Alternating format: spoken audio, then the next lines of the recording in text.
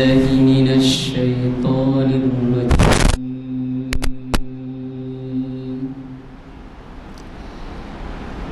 بسم الله الرحمن الرحيم.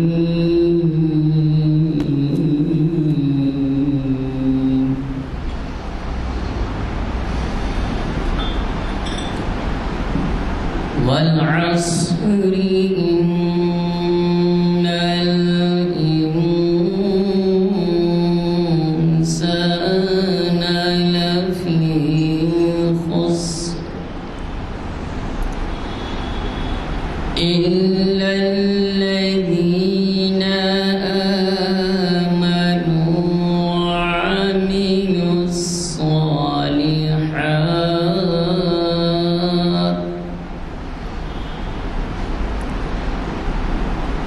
إلا الذين آمنوا وعملوا الصالحات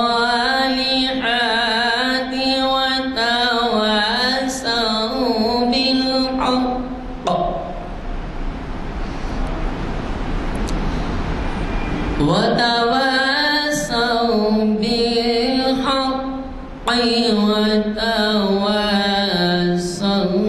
بالصبر. صدق الله العظيم.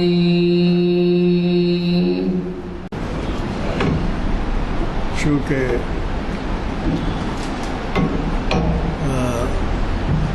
محفل کا آغاز قراءت سے ہو چکا ہے اور ہمارے آج کے مہمان مقرر جو ہیں وہ تعارف کے محتاج نہیں ہیں، لیکن اس لیے دہرانا پڑتا ہے کہ کئی حضرات بعض وقت پہلی دفعہ تشریف لاتے ہیں. پروفیسر راشد نسیم ندوی صاحب سے کون واقف نہیں ہے، وہ پریزیڈنٹ کے ایوارڈ یافتہ ہیں. اللہ تعالیٰ نے ہمیں موقع دیا کہ ان کو بارہا سنیں. بہرحال اللہ کا شکر ہے کہ وہ وقت نکال لیتے ہیں اور کچھ ایڈ کے لیے ہمارے یہاں. وہ تو پتہ ہے آپ کو کہ وہ چکین پیلس کی مسجد میں ہر اتوار کو مخاطب کرتے ہیں اور وہاں پر بھی بہت بڑا اجتماع ہوتا ہے. اب کی پچھلی دفعہ کے اجتماع میں سنا خواتین کی تعداد 300 تھی اور اللہ تعالیٰ ان کو اور ان کی صلاحیتوں میں اضافہ کرے اور ہمیں بہت ہی قابل شخصیت کے ان کی صحبت سے استفادے کا موقع دے. حضرات، ہمارے اگلے پروگرام میں کل حافظ محمد فائز الدین صاحب کا واعظ ہے قبل الخطبہ، اور پھر دارالمیعاد سیرت پر شاہکار تصنیف پروفیسر جی واعظ ہو گیا. ہاں واعظ ہو چکا ہے. پروفیسر سید راشد نسیم ندوی صاحب 959واں لیکچر آج دے رہے ہیں. درس قرآن مجید و تفسیر ترجمہ تفسیر حافظ محمد تنویر عالم سورہ معاہدہ کا ایک رکن مرکزی حال میں اتوار بعد ظہر کو لیجیے، اور حج اور آیات بینات حافظ محمد رشاد الدین شریعت انفیشن کی آپ سب سے دیں گے. اخبار اور مسلم متفکرین، یہ بہت اہم عنوان ہے، اس کو ضرور شرکت کریے. محفل احباب چنانچہ کی 1075ویں نشست ہے اور اس کو تعمیر ملت کے جو صدر ہیں جناب محمد ضیاء الدین نیب صاحب مخاطب کر رہے ہیں 4 شبہ بعد اثر 22 جون. میں زیادہ وقت لیے بغیر آج کے ہمارے مدرس صاحب کو دعوت خطاب دیتا ہوں. الحمد للہ رب العالمین والصلاة والسلام على سید المرسلین وعلى آلہ واصحابہ اجمعین. اما بعد، فقد قال الله تبارك وتعالى في القرآن المجيد والفرقان الحميد: ولكن كونوا ربانيين بما كنتم تعلمون الكتاب بما كنتم تدرسون صدق اللہ العظیم۔ حضرات، اس سے پہلے کہ میں زاد المعاد اس کتاب پر کچھ تبصرہ کروں اور صاحب کتاب امام ابن القیم پر کچھ باتیں آپ کی خدمت میں رکھوں، اس آیت کی میں تھوڑی سی وضاحت کر دوں گا جس کی میں نے ابھی تلاوت کی۔ وَلَكِنْ كُونُوا رَبَّانِيِّينَ، جب اہل کتاب، علماء، مشائخین، رہبان، احبار،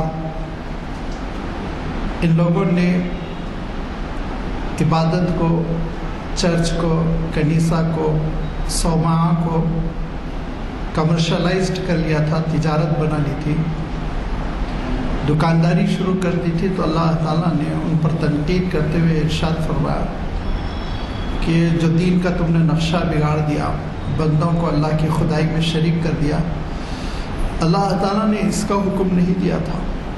اللہ تعالیٰ نے حکم دیا تھا بل کونوا ربانیین، بلکہ تم علماء ربانی بنو، بما کنتم تعلمون الکتاب، کیونکہ تم تعلیم کتاب بھی کرتے ہو، کتاب کی تعلیم دیتے ہو، وبما کنتم تدرسون، اور پڑھنے لکھنے کا کام کرتے ہو، درس و تدریس کا کام کرتے ہو۔ یہ درس و تدریس، یہ تعلیم و تربیت، یہ تقاضا کرتی ہے کہ تم علماء ربانیین میں سے بنو۔ لفظ ربانی ایسا ہے کہ اس کا ترجمہ سمپل ایک لفظ سے اردو میں یا انگلش میں کر دینا ناممکن ہے۔ بڑا حسین، خوبصورت، وسیع المعنی لفظ ہے۔ اس کی مختصر تشریح آج کی اس مجلس کی مناسبت سے بس اتنی ہے کہ جس کا تعلق رب سے ہو وہ ربانی ہے، اس کے اندر صحیح بندگی ہے، عبدیت ہے، تواضع انکساری ہے، اللہ تعالیٰ سے تعلق گہری بنیادوں پر ہے، یقین و توکل کی بنیادوں پر ہے، تو وہ ربانی ہے 50%۔ اور دوسرا حصہ جو ہے 50% حصہ، کہ اس کا تعلق اللہ کے بندوں سے تربیت کا ہو، ان کی ضروریات کی تکمیل کا ہو، ان سے محبت کا ہو، ان پر شفقت کا ہو، ان کی بھلائی، فلاح، بہبود، اس خواہش اور اس اساس پر تعلق ہو انسانوں سے، اللہ کے بندوں سے، تب وہ ربانی ہوتا ہے۔ ربانی ہونے کی شرط یہ کہ رب سے بھی تعلق ہو اور رب کی مخلوق سے بھی تعلق ہو، کیونکہ رب سے تعلق کا تقاضا یہ ہوتا ہے کہ اس کے اندر جھلک آ جائے اللہ تعالیٰ کی صفات کی۔ وہ رزاق ہے تو یہ کھلانے والا بنے، وہ اگر غفار ہے، غافر الذنوب ہے، وہ غفور ہے تو اس کے اندر بھی معاف کرنے کی صلاحیت پیدا ہو، وہ ارحم الراحمین ہے تو یہ بھی کرم کرنے والا ہو، شفقت کرنے والا ہو، رحم کرنے والا ہو۔ یہ ایک لمبا ٹاپک ہے، لہذا ہم ایک لفظ سے ہم ترجمہ نہیں کر سکتے۔ بہتر یہ ہے ہم یہی کہیں کہ اللہ تعالیٰ نے یہ حکم دیا تھا بل کونوا ربانیین، کہ علماء ربانی میں سے بنو، اہل اللہ میں سے بنو، اللہ کے چاہنے والوں میں سے بنو۔ تم نے وہ سب کو چھوڑ کر دکانداری شروع کر دی، شرک کا بازار گرم کر دیا، غیر اللہ کو عبادتوں میں شامل کر لیا۔ یہ کتنی غلط حرکت ہے۔ اس پہ تنقید کرتے ہوئے اللہ تعالیٰ نے اس امت کو، تنقید ہوئی پچھلی امت کے رویے پر، اس امت کو سبق دیا کہ تم اللہ کے دین کو تھامے رہنا، ربانی رہنا۔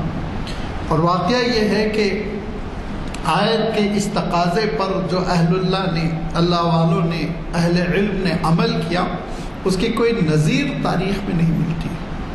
قربانیوں کے ساتھ، ایثار کے ساتھ، عبادتوں کے ساتھ، مخالف حالات کو سہتے ہوئے، سخت ترین مخالفتوں کو سہتے ہوئے اللہ کے دین کا پرچم بلند کرتے رہنا، اخلاص کی بنیاد پر جھوپڑیوں میں زندگی بسر کر کر، فاقے کرتے ہوئے، مصیبتیں سہتے ہوئے، قید و بند کی مشقتیں سہتے ہوئے اللہ کے دین کی خدمت کرتے رہنا، اللہ کو پکارتے رہنا، بندوں کی مدد کرتے رہنا۔ اس سلسلے میں بہت سے اہل اللہ کی لسٹ ہے۔ حضرت شیخ عبد القادر جیلانی رحمۃ اللہ علیہ کا تو اشارہ ہم لوگ خود کر چکے ہیں، بنیت الطالبین، آپ کی جو تصنیف لطیف ہے اس پر کچھ گفتگو ہو چکی ہے. حضرت امام غزالی رحمۃ اللہ علیہ کا تذکرہ ہو چکا ہے، اور آپ کی عظیم الشان جو کتاب ہے احیاء العلوم، اس کے سلسلے میں بھی کچھ گفتگو ہوئی تھی. اسی فہرست میں ایک جلیل القدر عالم ہیں اور وہ ابن القیم کہلاتے ہیں. ان اردو میں الف لام نہیں لگاتے، ابن قیم رحمۃ اللہ علیہ کہتے ہیں. امام ابن قیم رحمۃ اللہ علیہ، ان کی بھی آپ سیرت اٹھا کر پڑھیں گے تو آپ ساری وہ چیزیں پائیں گے جو علماء ربانیین کی شرط ہے ایک عالم کو عالم ربانی بننے کے لیے ضروری ہے. ساری صفات. دمشق میں آپ پیدا ہوئے سن 691 691 ہجری میں، گویا کہ 7ویں صدی ہجری کا بالکل اختتامی دور تھا. تاتاریوں کی فتنہ انگیزیاں ابھی سرد پڑی تھی، ختم ہوئی تھی دھیرے دھیرے. دمشق تو بہت بری طرح لٹ کر آباد ہوا تھا. سارا عالم اسلام جھیل چکا تھا تاتاریوں کے فتنے کو.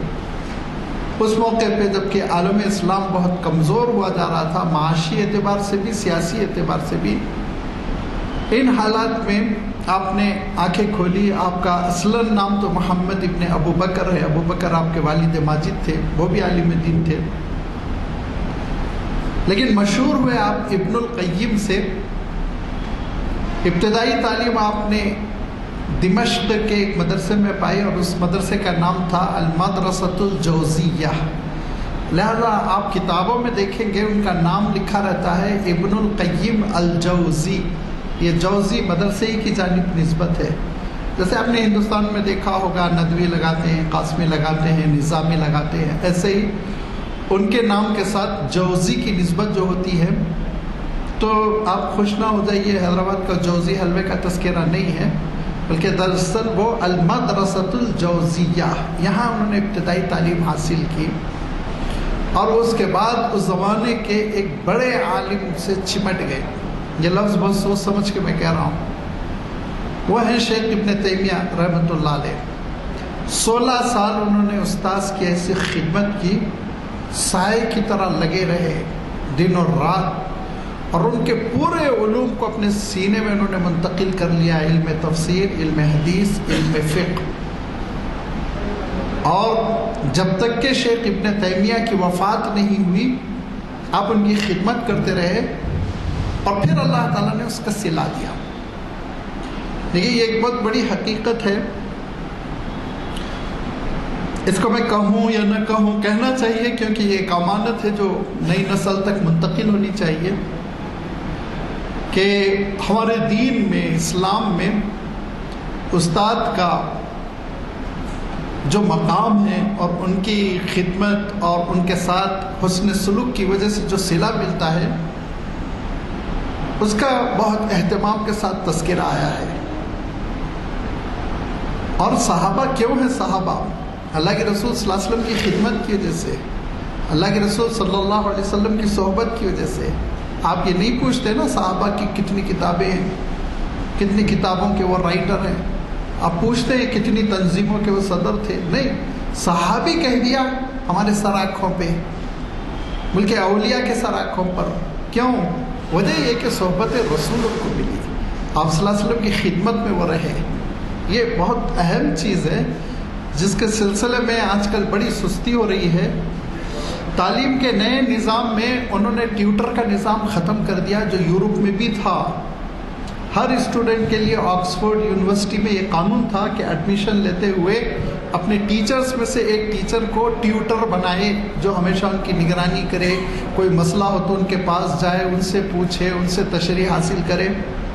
لیکن دھیرے دھیرے نظام بہت بدل دیا گیا ہے اور تعلیم کو جو ایک تجارت بنا دیا گیا، اس کا نتیجہ یہ ہے کہ استاد اور شاگرد میں وہ تربیت، وہ محبت کا تعلق ختم ہو کر صرف ایک تاجرانہ تعلق باقی رہ گیا. اس کے بڑے نقصانات ہوئے. ورنہ استاذ کا عالم یہ کہ حضرت عبداللہ ابن عباس رضی اللہ تعالیٰ عنہ جو اللہ کے رسول صلی اللہ علیہ وسلم کے چچازاد بھائی ہیں، حضرت عباس کے فرزند، خود صحابی، والد صاحب صحابی رسول حضرت عباس. ان کے ایک استاد سے وہ حدیث لینے گئے، سفر کر کے خاصا، یوں سمجھ لیجئے 100-150 کلومیٹر کا سفر کر کے ایک علاقے میں گئے کہ ایک صحابی کے پاس ایک حدیث تھی، وہ حدیث سننا چاہ رہے تھے، یاد کرنا چاہ رہے تھے، اپنے استاد سے لینا چاہ رہے تھے۔ تو جب پہنچے تو چاشت کا وقت ہو چکا تھا، 10 ساڑھے 10 11 یہ وقت ہو رہا تھا، اور لوگوں نے بتایا، خاندان کے افراد نے بتایا کہ حضرت جو ہے آرام کرنے لگے ہیں۔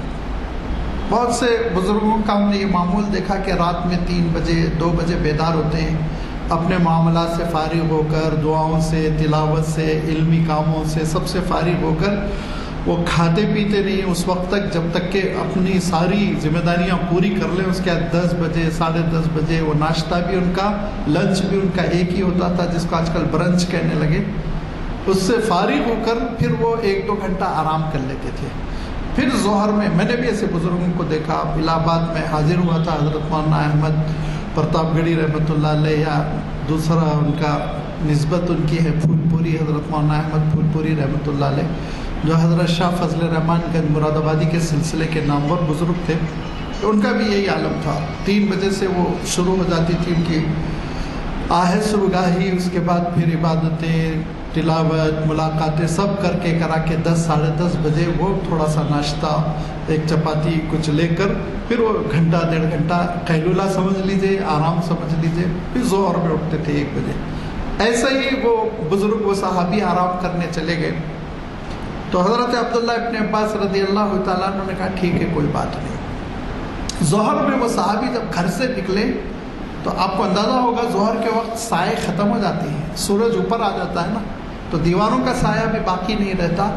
تو وہ صحابی حیران ہو گئے کہ حضرت عبداللہ ابن عباس اللہ کے رسول صلی اللہ علیہ وسلم کے چچازاد بھائی وہ دھوپ میں بیٹھے ہوئے ہیں کونے میں۔ کہا کہ ارے کیسے آنا ہوا؟ تو کہا میں آپ سے حدیث سننے کے لیے آیا۔ تو کہا مجھے اٹھاتے، اطلاع دیتے۔ کہا کہ استاذ کے آرام میں خلل کرنا مناسب نہیں سمجھا، استاذ کے آرام میں خلل کرنا میں نے مناسب نہیں سمجھا، میں علم حاصل کرنے آیا تو میں آپ کو کیوں تکلیف دوں۔ اتنی دعائیں دی انہوں نے۔ اور آپ جانتے ہیں حضرت عبداللہ ابن عباس رضی اللہ تعالیٰ عنہ کا علوم نبوت میں کیا مقام ہے، ترجمان القرآن سمجھے گئے وہ۔ تو یہ استاذ کی خدمت، استاذ کی صحبت میں رہنا، استاذ کا احترام کرنا، ہو سکتا ہے دقیانوں سے لگ رہا ہو آپ لوگوں کو، لیکن یہ ہے اسلامی آداب میں سے۔ ہدایہ ایک فقہ کی بہت مشہور کتاب ہے، ہدایہ، ایڈوکیٹ صاحب جانتے ہوں گے، سارے مدارس میں فقہ میں یہ کتاب پڑھائی جاتی ہے، فقہ حنفی کی سب سے معتبر کتاب سمجھی جاتی ہے ہدایہ۔ اس کے جو رائٹر ہیں شیخ ابو الحسن المرغنانی، وہ ایک بستی میں گئے، ایک گاؤں میں گئے، وہاں کے سارے شاگرد ملنے کے لیے آ گئے۔ تو کہا کہ ایک اور لڑکا اس علاقے کا پڑھتا تھا، وہ نظر نہیں آ رہا، وہ طالب علم نظر نہیں آ رہا۔ تو کہا ان کے تھوڑا وہ والدہ کی خدمت میں بزی ہیں، والدہ کی خدمت میں لگے ہوئے، وقت فارغ نہیں کر سکے، آپ سے ملنے کے لیے نہیں آ سکے۔ کہا الحمدللہ اچھی بات ہے۔ لیکن شیخ نے کہا، وفیات العیان میں ابن خلکان نے اس واقعے کو بیان کیا کہ شیخ نے اس وقت ایک جملہ کہا اور کہا کہ اس لڑکے کی عمر بہت لمبی ہوگی لیکن علم نافع نہیں ہوگا۔ روایت کی جاتی ہے کہ وہ بڑے طویل العمر ہوئے لیکن جہاں درس دینے بیٹھتے 1-2 بھی اسٹوڈنٹ نہیں بیٹھتے تھے، غائب ہو جاتے تھے۔ چونکہ استاذ کا احترام یہ تھا کہ کچھ نہ کچھ وقت نکال کے وہ استاد سے ملنے کے لیے آتے، جبکہ وہ ایک طویل سفر کر کر ان کے بستی میں آیا ہوا ہے، تو اس تقاضے کو انہوں نے نظر انداز کیا تو لازمی بات ہے پھر ان کو والدہ کی خدمت کے عوض لمبی عمر تو مل گئی، لیکن استاذ کی خدمت نہ کرنے کی وجہ سے علم نافع نہیں ملا۔ ابھی اسلامی قدریں ہیں، اگر لازمی بات ہے میں قرآن پاک سے نہیں ثابت کر رہا ہوں، حالانکہ قرآن مجید میں حضرت خضر کے ساتھ حضرت موسیٰ علیہ السلام کا سفر، صحبت ہی تو تھی، اور پھر استاذ کا جلال میں آ کر کہنا ھذا فراق بینی و بینک، اخراج ہو رہا ہے تمہارا، اب تم چلے جاؤ یہاں سے۔ معلوم یہ ہوا دراصل یہ ہے دینی قدریں۔ تو شیخ ابن القیم رحمۃ اللہ علیہ نے امام ابن تیمیہ رحمۃ اللہ علیہ کی اتنی خدمت کی کہ جب ان کو جیل بھیجا گیا تو وہ جیل گئے 2 سال کے لیے. 2 سال کے لیے وہ اپنے استاد محترم کے ساتھ جیل گئے، وہ جیل میں رہے. اور جب پھر امام ابن تیمیہ رحمۃ اللہ علیہ کی وفات ہو گئی، ان کو بھی چھوڑ دیا گیا. اور چھوڑنے کے بعد وہ جس مدرسے میں پڑھ چکے تھے اسی مدرسے کے مدرس بنے. ان کی شہرت اتنی ہوئی کہ پھر جج بنے، قاضی القضات ان کو بنایا گیا. اور بڑی اچھی انہوں نے زندگی بسر کی. عبادتوں کا عالم یہ تھا کہ جب مکہ مکرمہ حج کے لیے پہنچے تو اہل مکہ نے ان کی عبادتوں پر حیرت کی. امام ابن کثیر رحمۃ اللہ علیہ نے لکھا ہے، دیگر بڑے مورخین نے لکھا ہے کہ ان کی عبادتوں پر اہل مکہ انگشت بدندام رہ گئے، دانتوں تلے انگلیاں دبا لی کہ ایسی بھی عبادت، ایسا طواف، ایسی شب بیداری، ایسا اللہ کے دربار میں رونا. بہت ہی وقت کے معاملات کے پابند، عبادت گزار، بڑی تدریس، تصنیف، ہر چیز میں آپ نے اپنا وقت منقسم کر رکھا تھا، تقسیم کر رکھا تھا. اور اس کا نتیجہ یہ برآمد ہوا کہ آپ کے قلم سے بہترین کتابیں منظر عام پر آئیں. آپ حیرت کریں گے کہ تقریباً 400-450 صفحات کی کتاب ہے. عربی میں تو ہے وہ، اردو میں اس کے ترجمے کے بارے میں مجھے نہیں معلوم. وہ اس کتاب کا پورا موضوع قرآن مجید میں جو قسمیں آئی ہیں نا، لا اقسم بهذا البلد والفجر والتین والزیتون والضحى والعصر، آج جو سورت کی تلاوت کی گئی، یہ سب قسم ہے، اللہ تعالیٰ نے قسمیں کھائی ہیں. اس پر آپ کی کتاب ہے التبیان فی اقسام القرآن، 400-450 صفحات کی کتاب ہے. اس موضوع پہ اس سے جامع شاید کوئی کتاب نہ ہو. میں پوری پڑھ چکا ہوں الحمدللہ. ندوے کے طالب علمی کے دور میں انتہائی جامع کتاب، ساری قسموں کی تشریح، اللہ تعالیٰ نے قسمیں کیوں کھائی ہیں، کیا ضرورت پیش آئی، وغیرہ وغیرہ. اسی طرح آپ کی اہم ترین کتابوں میں آپ دیکھیں گے کہ اعلام المعوقین ایک کتاب لکھی، اس کا بھی ترجمہ نہیں ہوا. لوگ کیسے تیار ہوتے ہیں، عبادت گزار لوگ کیسے بنتے ہیں، اس کے سلسلے میں انہیں کتابوں میں آپ دیکھیں گے کہ آپ کی سیرت پر یہ کتاب ہے جس پر آج ہم اپنی محفل سجائے ہوئے ہیں. زاد المعاد فی ہدی خیر العباد پورا نام ہے. یہ زاد المعاد، اس میں بالکل صحیح لکھا ہوا ہے. میں ایڈوکیٹ صاحب کو بڑی خوشخبری دوں گا کہ اس سے پہلے احیاء العلوم پر جو تقریر ہوئی تھی، آپ اس دن میٹنگ میں بزی تھے، معذرت نامہ آپ کا تشریف لایا تھا، آپ نہیں تشریف لائے تھے. لوگوں نے مجھے بہت میسج کیے، کتابیں خرید کر اس کی فوٹو بھیجی لوگوں نے، ہم نے یہ کتاب خرید لی احیاء العلوم. خوشی ہوئی کہ اس میسج کو لوگ لے رہے ہیں اور اسلامی لائبریری انشاءاللہ ترقی کرے گی. تو اس میں دیکھیے جو لکھا ہوا ہے زاد المعاد، یہ بالکل صحیح ہے. اگر کوئی بازار میں پوچھنا چاہے تو اسی نام سے پوچھے. پورا نام ہے زاد المعاد فی ہدی خیر العباد. اس کا ترجمہ ہوگا زاد سفر. زاد المعاد مانے سفر کے لیے جو ٹفن تیاری، سامان سفر. ہدیون عربی میں کہتے ہیں سیرت کو، اسوے کو، طریقہ کار کو. خیر العباد سے آپ سمجھ رہے ہوں کہ اللہ کے رسول صلی اللہ علیہ وسلم مراد ہے. اللہ کے رسول صلی اللہ علیہ وسلم کے اسوے کے سلسلے میں یہ کتاب ہے. لیکن 2 جلدوں میں عربی میں چھپنے والی یہ کتاب اتنی جامع ہے، اتنی جامع ہے کہ مولانا علی میاں صاحب رحمۃ اللہ علیہ جیسے مفکر کہتے ہیں کہ میں فیصلہ نہیں کر پایا کہ احیاء العلوم زیادہ اچھی ہے یا زاد المعاد زیادہ اچھی ہے. بہت مقبول ہے. عربوں کے گھر میں تو آپ کو عام طور پر مل جائے گی. ہم لوگ ذرا انڈین تھوڑا اتنا اسلامک لٹریچر سے تعلق نہیں رکھتے. یہ کتاب آپ نے اللہ کے رسول صلی اللہ علیہ وسلم کی پیروی کے لیے، آپ صلی اللہ علیہ وسلم کی اتباع کے لیے، ایک امتی کو اللہ کے رسول صلی اللہ علیہ وسلم کا اسوہ کیسے اپنانا چاہیے، اس جذبے کی تکمیل میں قلم بند فرمائی. اور مقدمے میں تحریر فرماتے ہیں کہ ایک سفر پر میں تھا اور کتابوں کی عدم موجودگی کی وجہ سے یادداشت پر بھروسہ کر کر میں نے یہ کتاب تالیف کی. 2 جلدوں کی کتاب ہے. آپ ایک بار نہ خریدیں، لیکن لائبریری میں اٹھا کر دیکھیے کہ اگر حضرت کی یادداشت تھی تو اللہ تعالیٰ کی قدرت کا نمونہ ہے۔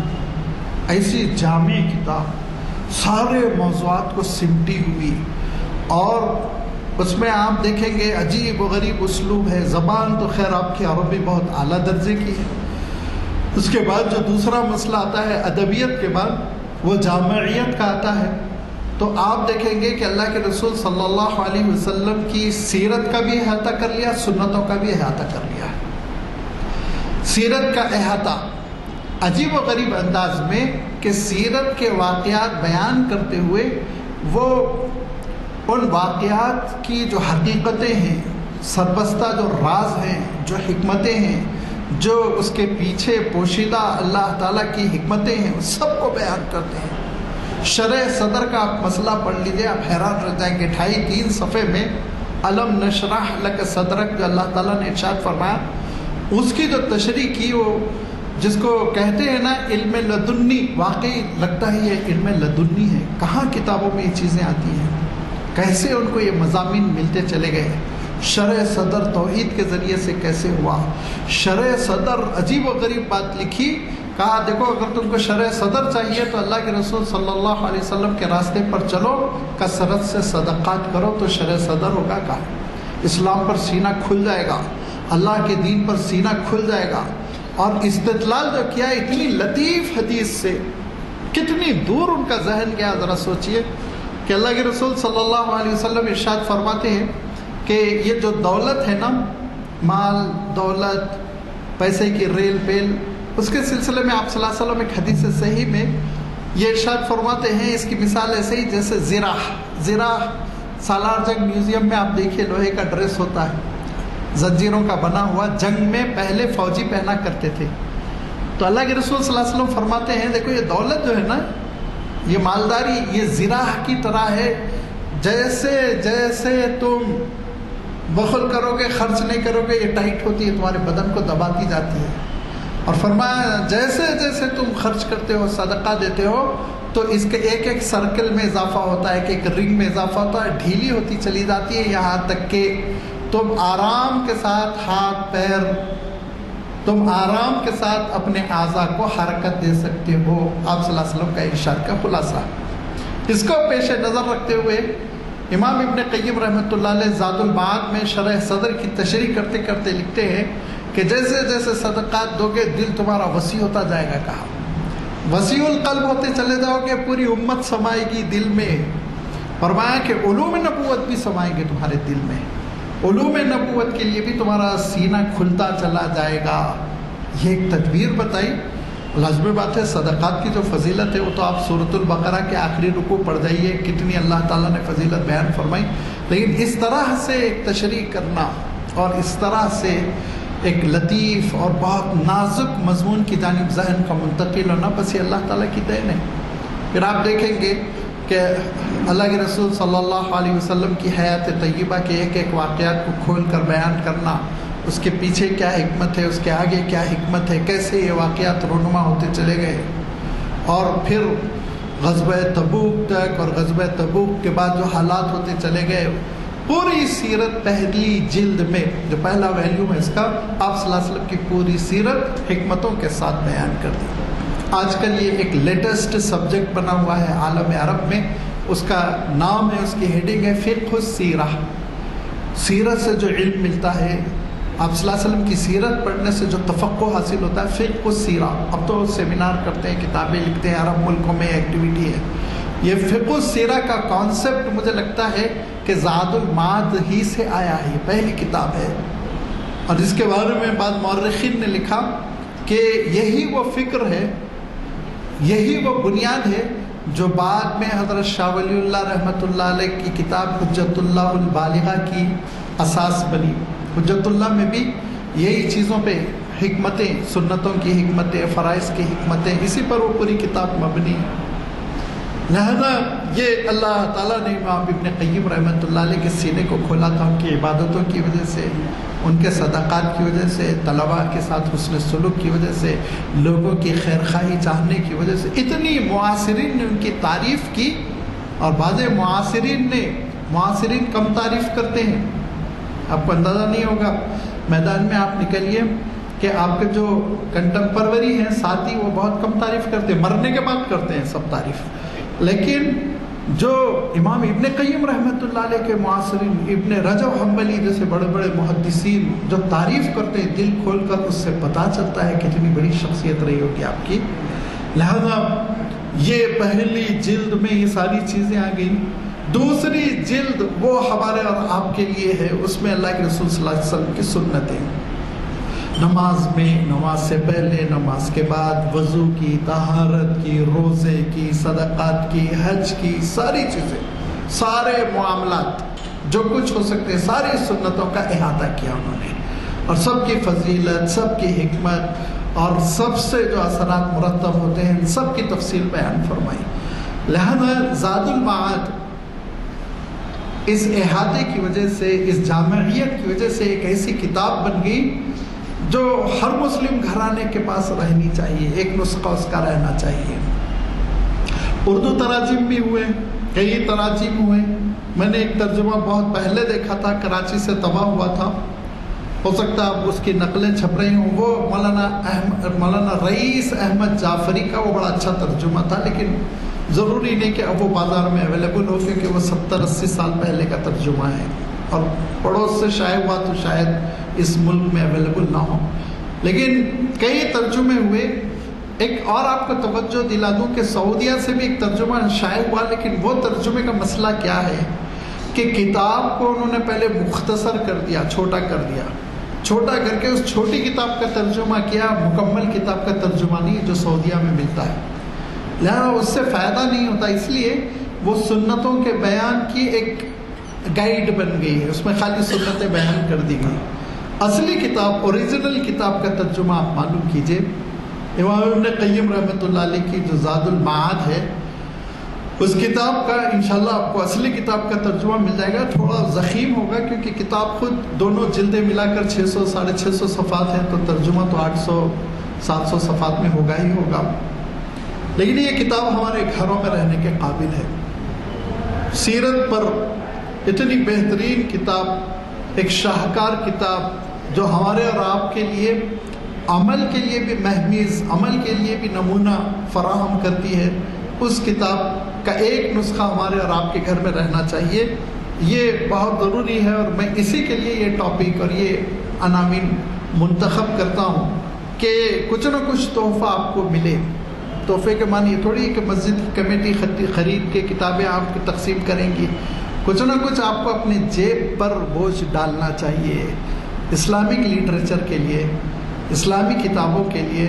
اسلامی کتابوں کا ذخیرہ اتنا پیارا ہے اور اتنا جامع ہے.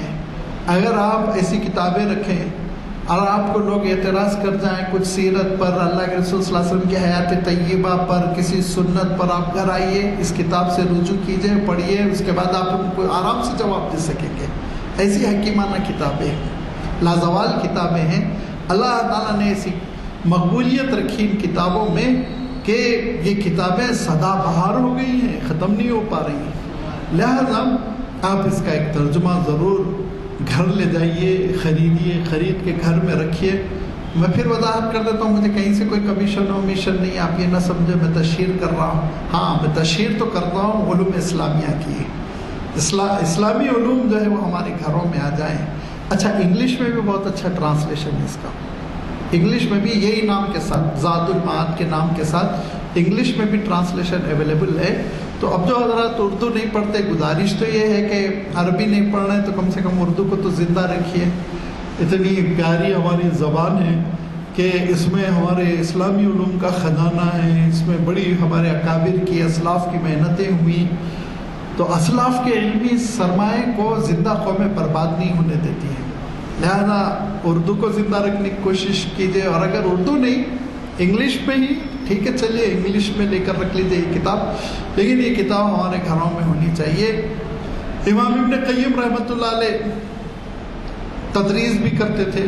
مدرسۃ الجوزیہ، پھر ایک دوسرا مدرسہ المدرسۃ الصدریہ، بڑے مدارس تھے اس وقت کے، اس میں آپ تدریس فرماتے تھے.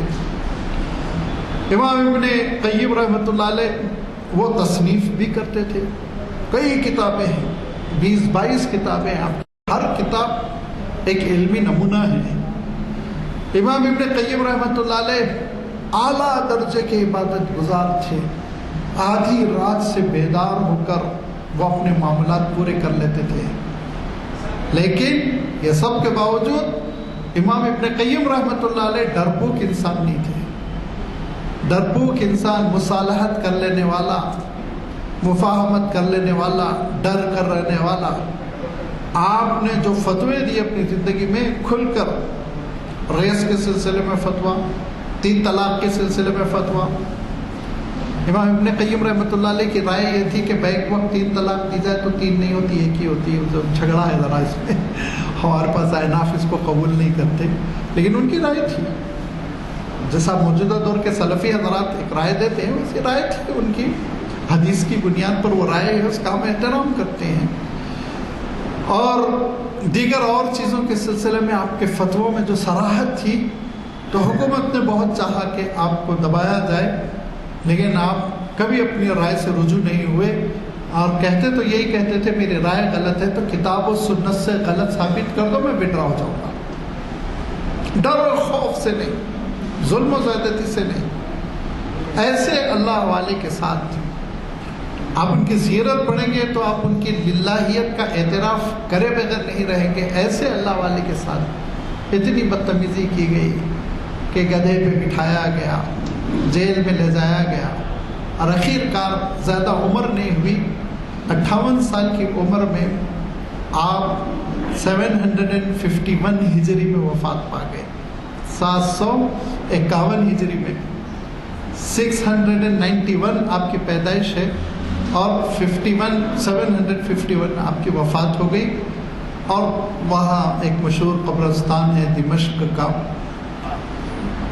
اس کو مقبرۃ الباب کہتے ہیں، وہاں پہ آپ مدفون ہیں۔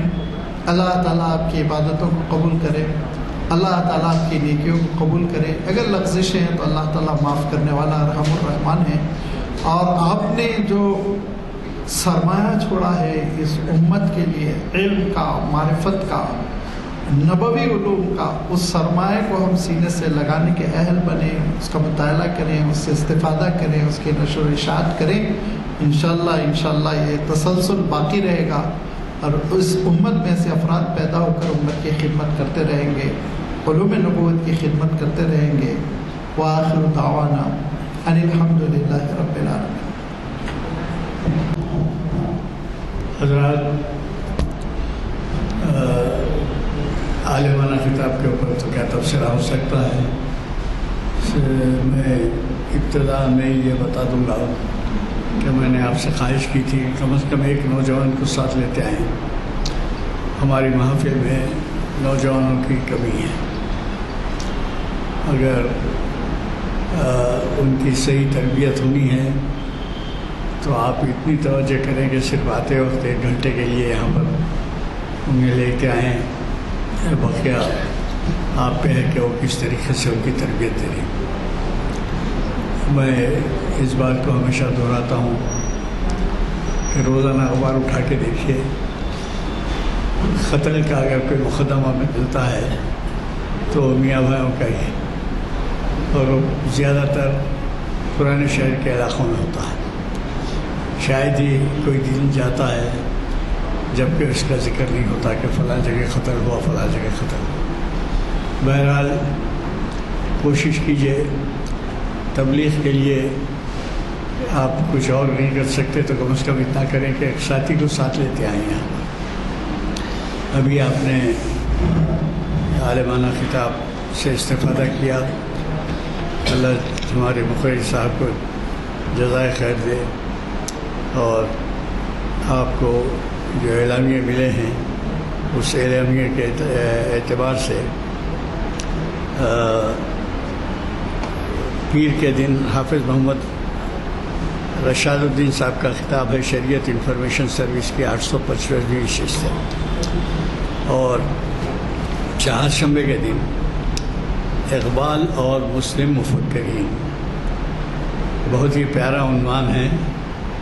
مجھے یقین ہے کہ آپ ان کی صلاحیتوں واقف ہے مخرج صاحب کی جناب محمد ضیاء الدین نیت صاحب جو تعمیر ملت کے صدر بھی ہیں، وہ آپ کو مخاطب کریں گے اور مسلم متفکرین کے بارے میں آپ کو بتائیں گے۔ میں قوی امید رکھتا ہوں کہ آپ چہارشنبے کے دن اس محفل میں، جو کہ اقبال شناسی کی 1075ویں نشست ہے، اس سے استفادہ فرمائیں گے۔ میں دعا کی گزارش کرتا ہوں۔ سبحان اللہ بحمدہ سبحان اللہ نشہد ان لا الہ الا انت نستغفرک و نتوب الیک۔